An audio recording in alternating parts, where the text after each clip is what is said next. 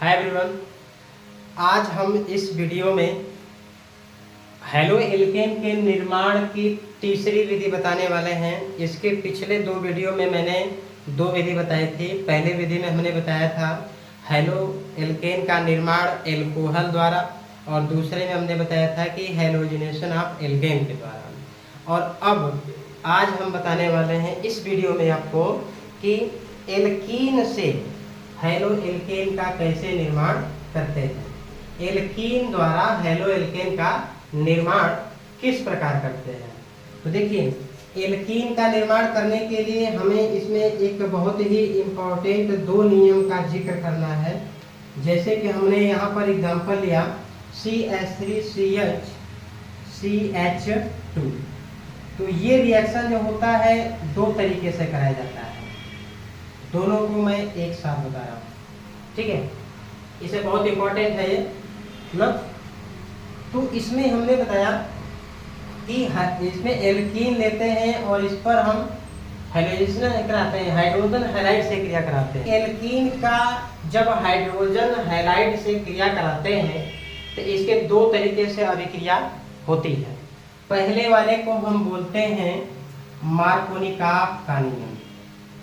Markovnikov का नियम, Markovnikov.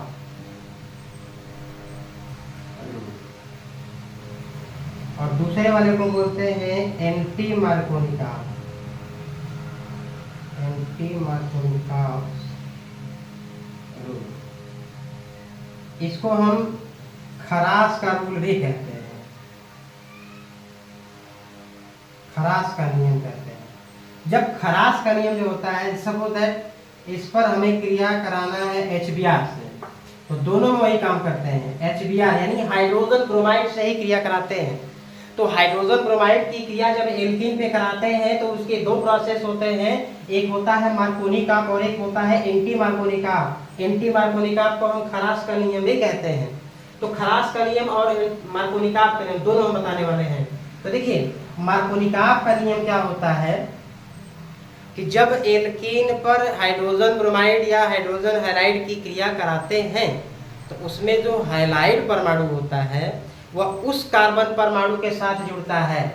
जो डबल बॉन्ड बनाए हुए हैं, इन दोनों में से जिस कार्बन परमाणु के साथ ब्रोमीन जुड़ने वाला है वो कम हाइड्रोजन वाले परमाणु के साथ अगर जुड़ेगा, हाइड्रोजन ब्रोमाइड का ब्रोमाइड डबल बॉन्ड बनाए हुए दोनों कार्बन में से जिस कार्बन के पास हाइड्रोजन कम मात्रा में होता है, अगर उसके साथ जुड़ता है तब हम क्या कहेंगे, इसको मार्कोनिकॉफ का नियम।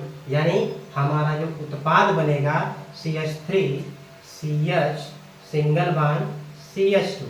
अब यहाँ पर हम जब Br जोड़ेंगे तो ये हो गया CHBr, नीचे साइड में जोड़ दिया हम, और यहाँ पर जो हाइड्रोजन बचा इसके साथ जुड़ेगा तो ये क्या हो जाएगा CH3।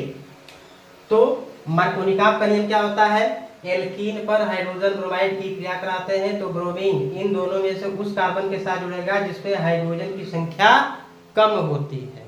यानी when alkene react with hydrogen bromide, then bromide add on this carbon which have lowest hydrogen atom। ठीक है, तो इसको क्या कहेंगे हम, मार्कोनिकॉफ का नियम। एंड एंटी मार्कोनिकॉफ क्या होता है, such that when alkene react with hydrogen bromide in the presence of peroxide, ठीक है। तो पेरोक्साइड की उपस्थिति में जब ये कार्य होता है तो इसको पेरोक्साइड इफेक्ट भी कहते हैं। पेरोक्साइड इफेक्ट भी कहते हैं इसे। तो ऐसी कंडीशन में क्या होता है कि इसका ठीक उल्टा, यानी जब एल्कीन पर हाइड्रोजन ब्रोमाइड की क्रिया कराया गया था तो ब्रोमीन उस कार्बन से जुड़ा था जिस पर हाइड्रोजन की संख्या कम थी। लेकिन खरास के नियम में या एंटी मार्कोनिकॉफ के नियम में या पेरोक्साइड के प्रभाव के नियम में जब हाइड्रोजन ब्रोमाइड की क्रिया कराते हैं तो ब्रोमीन उस परमाणु के साथ जुड़ता है जहां हाइड्रोजन की संख्या उस वाले की अपेक्षा अधिक होती है, अर्थात ये उत्पाद बनेगा तो CH3 CH और CH2 तो यहाँ पर ब्रोमीन जुड़ता है और यहाँ पर H जुड़ता है, तो ये क्या बन जाता है CH3 CH2 CH2 Br, और यहाँ पर क्या बनता है नानो। ठीक है, तो मैंने आपको बताया कि जब एल्कीन पर हाइड्रोजन ब्रोमाइड की क्रिया कराते हैं तो यह अभिक्रिया दो भागों में बटी जाती है, एक मार्कोनिक में और दूसरा एंटी मार्कोनिक में। ठीक है, क्लियर है?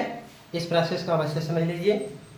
आपको अगर हमारा वीडियो अच्छा लगा हो तो सब्सक्राइब जरूर करिएगा और शेयर करना न भूलिएगा अपने दोस्तों मित्रों सभी लोगों को जो पढ़ने को इच्छुक हो, उन्हें ये वीडियो हमारा शेयर करिए और उन्हें लगातार हमारे वीडियो से बने रहने का अनुरोध करिए। हम आपके बहुत आभारी होंगे। धन्यवाद।